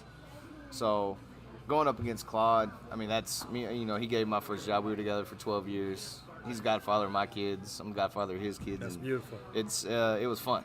So to tell our kids, hey, you see that, what DeSoto is, and then Claude looks over at our team and he goes, they're coached the same way. Like they're a replica of what we have because I mirror what he did. And that's what I told him when he gets over there. He almost had a little tear in his eye. And I was like, he did. I was like, you see that sideline? That's a reflection of your program as well because I took what you gave me for 13 years and made it over here. I'm about to have a moment here. Hey, we both agree on this. Mm-hmm. Obviously one of the 10 best receivers in the state of Texas. Oh, yeah. And small. I'd say Hands top down. five. Top five. Top five. Going to TCU. Right as of today, you've got 2 Division I commitments. Or is there more? We've got 2 committed, and Zayden Sharp has an offer from Air Force right now. Okay. So that's 3. Mm-hmm. Your quarterback has an interesting path. Started here, went to Del Valley. Now, how have you seen him grow as a human being or as a young man? He's definitely become a leader. He came in at the end of his sophomore year. Max Gerlich? Yes. And he's commanding the ball, demanding receivers do their part. But what's fun is seeing the receivers hold him accountable. And as the quarterback, hey, I got to take this, I have to take that. And he's doing a phenomenal job of leading our guys right now. 7-on-7, you got to see it. He didn't try to force anything. He took what we did. We never went out there and scored 50 points. We went out there and we scored 20 points, 35 points. We moved the ball, scored points, and took care of the clock. He is committed to UTSA. One of our favorite coaches, Yeah. Jeff Traylor. Yep. Wow. Hey, that's awesome. In one sentence, how would you sum up what we should expect from the Anderson Trojans this season? No excuses. That's our motto. No excuses. Third year should be our best year. No excuses for the coaches. You called it 3 years ago. No excuses for the coaches. No excuses for the players. We're all in it. We're gonna go out there and compete. It all starts next week, next Thursday. Yes, sir. Taco Shack Bowl against McCallum. Coach Gammerdinger does a great job with McCallum and being an inner city school. And go to House Park Stadium if you can get a ticket. I mean, I may have to use some connections to get a ticket, but that is such one of the best environments in high school football in the state of Texas to open up the week. It is. Hatch, proud to call you brother too, Yes, sir. man. Thank you. Hey, let's go to Liberty Hill where they're still running that offense that is old school, but we all love to see because a lot of teams still can't stop it. All right, now we bring up, I like to call this guy the CEO of the Slot T Mafia. Kent Walker. And we've got, I didn't realize we were going to have the honor of speaking to one of the Panthers, Kendrick Hicks. They have been developing talent there for quite some time. Fellas, appreciate you guys joining us for the first ever Kicking Things Off. And I know this is a live show. We recorded this interview, but tell me what's going on in Liberty Hill. I mean, this time of year, everybody's looking forward to it. Well, first off, we appreciate you having us on. It's football. It's football season in Liberty Hill, Texas. What more could you ask for? So a lot of excitement, a lot of, just school started up this week, so getting back into a routine, having the guys come up and it's just a lot of fun. We're excited. Kendrick, I know a lot of people say, man, you got it's year round in Liberty Hill. I mean, it's one of those towns, and it's no longer a one high school town. I mean, you got I think Legacy that just opened. They won't be playing varsity for what, 3 years? Is that right? 2 years, yes, sir. This year and next, then they'll play. So yes, on the 3rd year, yes, sir. Okay, Kendrick. I mean, I know when Liberty Hill a few years back, a few UIL realignment periods happened that they thought, well, Liberty Hill is going to take a step back going up. That's far from the truth. How do you guys keep doing it regardless of classification? You know, it's just really like what we do outside of school. We've been doing this since we've been little. For the most part, it's been like pretty much programmed into our brains how we run the SOT tee and how we play football. Coach Walker does a great job in the weight room with us, and we work hard year throughout along.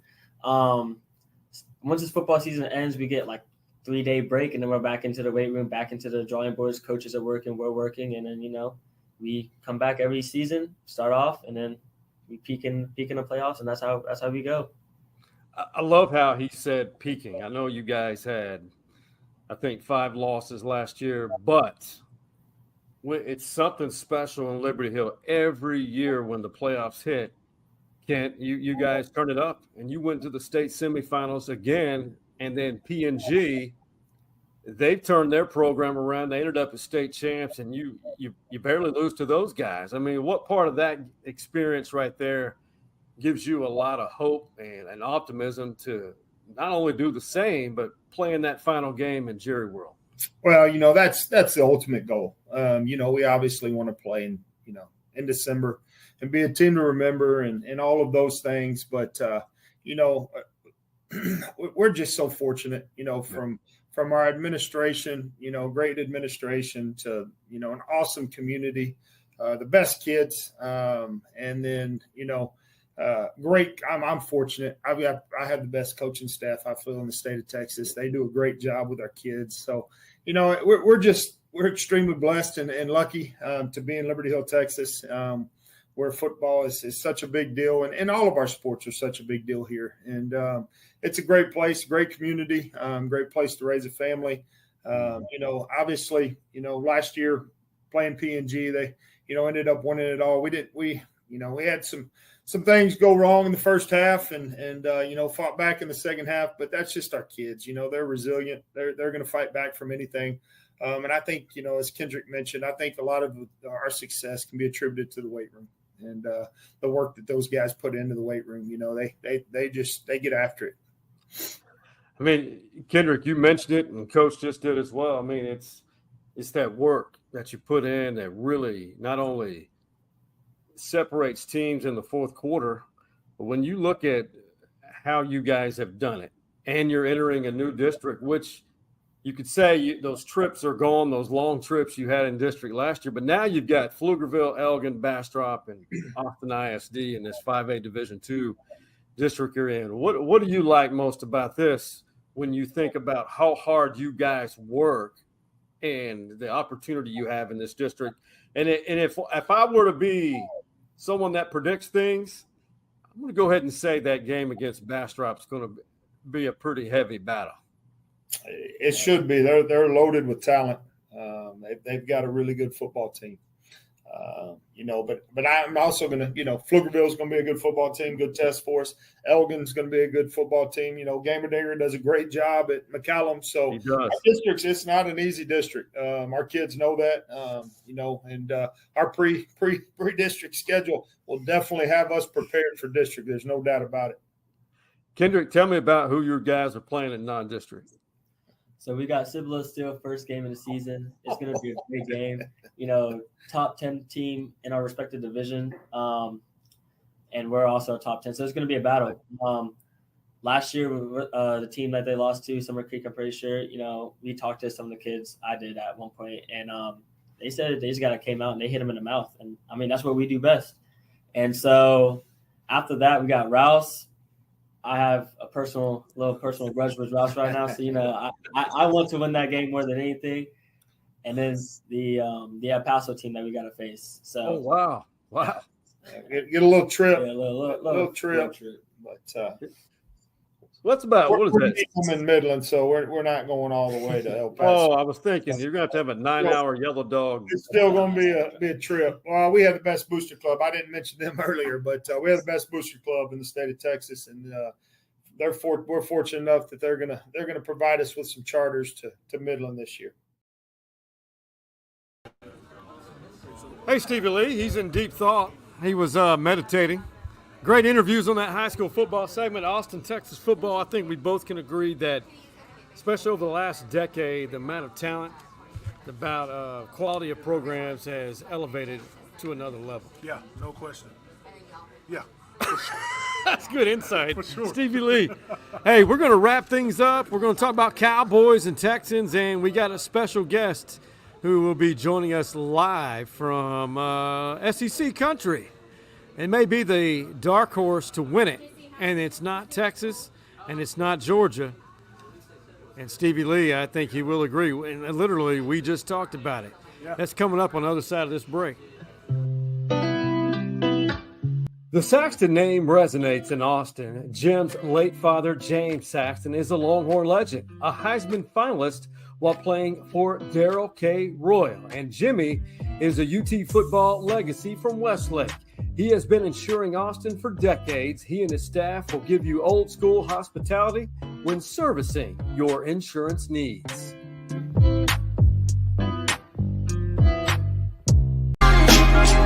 Austin, Texas is changing every day, but one constant is Dirty Martin's Place on Guad. Dirty's recently celebrated 98 years young, and the future is solid. And this space in the back is open to host any event, personal or business related. Hey everyone, it's Daniel here at Dirty Martin's. We're in the Burn Orange Room. We are currently booking a lot of parties back here. If you can see, we got a capacity for about 90 people, but we are excited to host any party that you might want to bring. Give Daniel Young a call at Dirty's to reserve this space for any event that you can think of.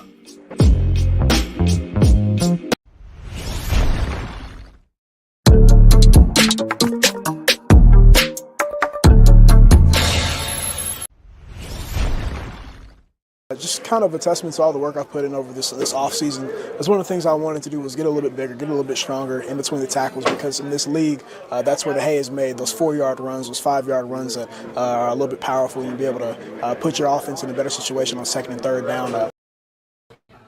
All right, Stevie Lee, that's our guy, Deuce Vaughn from Cedar Ridge High School in Round Rock, Texas. The guy's in his 2nd year. Obviously, his dad is on the scout. He's on the staff there, and he scouts talent. The Cowboys, we'll go to this. Regardless if let's just say they have to sign C.D. Lamb to have any chance for this to happen. What's a successful season for the Dallas Cowboys look like, and for McCarthy to return as head coach? Super Bowl. Win it? Get it? No, just get in the game. Okay, I'll say they have to make the NFC Championship. Nah, they gotta go and play in the game, the big game. They Okay. gotta play in it. Yeah. Okay, and so for McCarthy to return, Yep. Are you saying he has to go to the Super Bowl? Yes. Absolutely. Okay, I love honesty. Yeah. What do you think? Comment us, and I'll put this up on our Twitter page at Stories Man Cave. That's big, Well, Stevie. you gotta remember also Jerry is impatient. His plan never works. Never works. But he's impatient now. He's getting antsy. He needs to go to the big show. All right, thoughts on the Texans? CJ.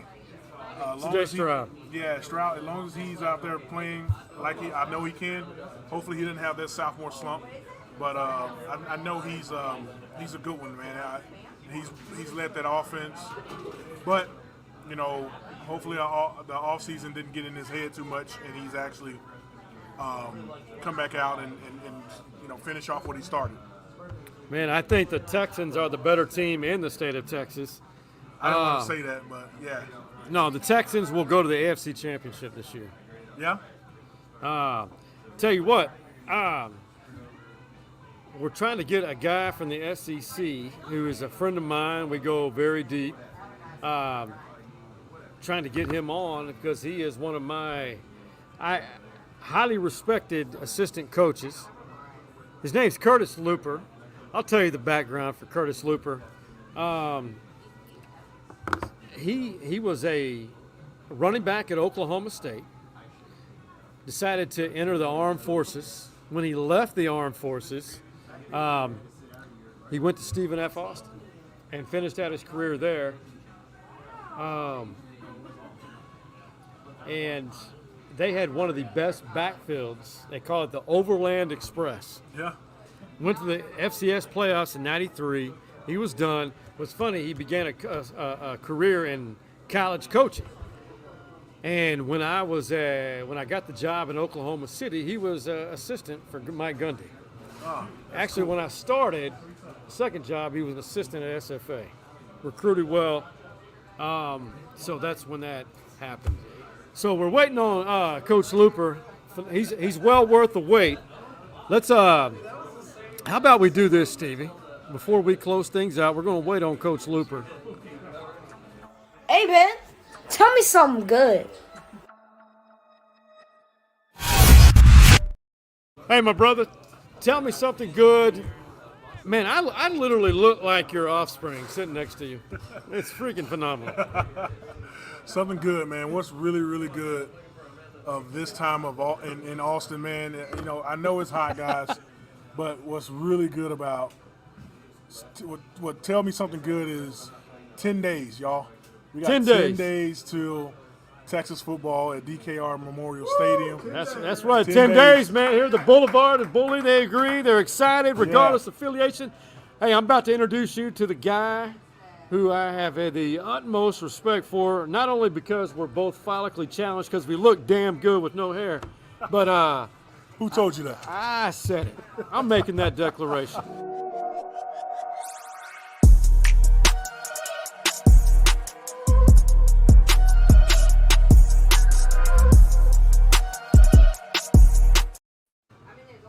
I'm back. I'm back. There it is. There's Curtis Looper, running backs coach of the Missouri Tigers. Man, how are you, my friend? John, I'm doing great, man. Good to see you, man. You're looking good, if I should say so myself. I've been trying to be like you for years, and I finally did it, put the razor to the head, and now I swear we're related somehow. There's no question about it. We're both lumberjacks, so that makes us brothers. Axum Jacks, baby. Overland Express for life. Yes, hey, sir. help me tell my good friend here, Stevie Lee, who you may remember. He was a DT for Mac Brown in the early 2000s, and all of the Boulevard here, why I am thinking Missouri can win the SEC this year. Well, first of all, we're trying to beat Missouri State on August the 29th. I mean, that is the coach's answer. Yeah, that's coach's speak. That's coach speak. One game at a time. The most important game is the next game. I'm in full coach mode. 1-0, Murray State, August the 29th. All right, so if you shut your office door, there are no kids watching or listening to you. So give us the other answer. Well, with Texas and Oklahoma coming into the SEC, we expect that this SEC is going to be really serious this year. So we're excited about being 1-0. Hey, man, you're giving us memories of Tom Herman. Well, it's all about 1-0, baby. That's it. But we are really excited about the new SEC, the fact that we are not playing divisions this year, and obviously the 12-team playoff. We still have an SEC championship. You know, it's really good for us. We have a lot of Texans on our football team. You know, we have a trip down to Aggie Land this year, and so that's exciting for us. Hey, I got to ask you this, and we'll close it out on this. The environment there, I've only been to Columbia once, and you guys Missouri upset Oklahoma back in the day, Bob Stoop days. Yep. It can happen in Columbia. You witnessed it. Yeah. What is it? What if? Go ahead. No, I was going to say, paint the picture for those of us who have never been, what it's like in Columbia and how, because it seems like you've got this great staff you work with. Well, let me just say that, you know, being the only school in the state, Division I football team in the state, it's the first time in 29 years of coaching that I've had this privilege. You know, I was at Oklahoma, we had Oklahoma State, I was at TCU, we had a plethora of teams. I was at Auburn, there was Alabama. So being the only show in town is there's 8 million people in this state, and we'll get 70,000 of them in here every Saturday. And they're excited about two things: the Mizzou Tigers on Saturday and the Kansas City Chiefs on Sunday. And that's really it insofar as football is concerned. Hey, Loop, I want to test and see how good you are at this. If I say M-I-Z, what do you say? It's really simple. It's a simple Z-O-U. I didn't know you knew that, Sean. Sean, you know a little bit about M-I-Z, Z-O-U? Okay. My brother, let me tell you, Steve. that you got a Longhorn sitting next to you? Yeah. Absolutely. Well, from what I've heard, this will not be a penalty in the SEC. That's just what I've heard. Hey, and that's perfectly fine, you know. It's perfectly fine, and I get it, you know. But, you know, y'all are inviting us to the SEC and things like that, you know. What happened with the old Big 12 and you guys leaving, we're sorry, you know. So we're gonna come in and be humble, but we're going to play some really good football. So if y'all want to do horns down, go ahead and do it. We'll meet you between the lines. That's it. Well, if we meet, then it'll be in the SEC championship game. That's true. That'll be a great Saturday. Listen, I called it, man. People calling Mizzou the dark horse right now, but hey, man, you guys are returning some good quarterback. You got good receivers. Your whole offense is going to be really good. So, yeah. Hey, from your lips to God's ears, we'll see each other. Absolutely. Sean, Yeah. thanks, man. I'm glad I could jump on with you. Man, me too. We made it happen. We just had a few high school coaches. I started feeling that heat, that pressure, man, and I was like, all right, we're going to figure it out. We're going to get Loop on that last segment, even though it's not scheduled. We're going to get him in. All right. Hey, brother, good luck to you boys. Thank you, man. Anytime for you, I'm in. Hey, you name the favor. I got it for you. Okay, brother. Hey, Axum Jacks, baby. All right. Axum Jacks. That was good. Oh, my God. He is, man, they were, back in his day, Stephen F. had tons of NFL talent, and I'm trying to figure out why all of a sudden I'm incompetent. Yeah, man. I can't figure this I'm looking at the button you're supposed to push right there, man. Come on. Maybe I should run the screen. That's right. Hey, we want to thank everyone here who attended here at the Boulevard Bar and Grill. This is one of the OG, last remaining Austin original bars. Come support this bar. They have great drinks. They're cold. They just taste better here. They're cheap. If you're on a budget, if you're balling on a budget, go to Bully. They're great people. One of which, a guy named Reeder, who once was a basketball manager. His stories are phenomenal. For the University of Texas men's basketball team, he was phenomenal. Or football. I got my stories wrong. You know what? It's a good place to network. Good place to hang out. You know, shout out to my golf buddies. Your golf buddies, Stevie Lee's. Yeah, we got Tyler. We got Frank, the old guy. Oh, my God. And we got my friend Roby. So shout out to my guys coming out and supporting. This was a lot of fun, man. This was fun. I really appreciate you putting this together. Yeah. You did all the heavy lifting for this, man. I just showed up, bro. Hey, well, shout out to, man, you're a brother, man. Oh, and my wife was out here, man. Summer, so shout where's out. she at? She went home. Shout out She to got everyone tired at the of- bar. Yeah. Maybe we'll get a shout out at the bar here. Here we go. Look at this. Look at that. Look at that. Let's go. Hey, and shout out to Brandon Canada and the Northwest Hills Mafia and everybody else. So The Northwest Hills Mafia? Yeah, not really a mafia. What? And to all the Texas high school football coaches, much respect. Good luck this next week in Zero Week. It all begins here in Austin for the most important game, one of the most important games, the Taco Shack Bowl at House Park, and Texas, Colorado State on the 31st. Absolutely. It doesn't matter who you root for. College football's here. We're biased toward it, but much respect to all the high school footballers and your parents. And I want to show you, and go ahead and like and follow us, and don't let this be the only episode that you watch of Stories Inside the Man Cave, and especially the only episode in which Stevie Lee and I own. So, for everyone who took a part of this, and to the OG Man Cave boys, that being Hardball Harge and Big Mike and Coach Mo, what do we tell them, Stevie Lee? We out.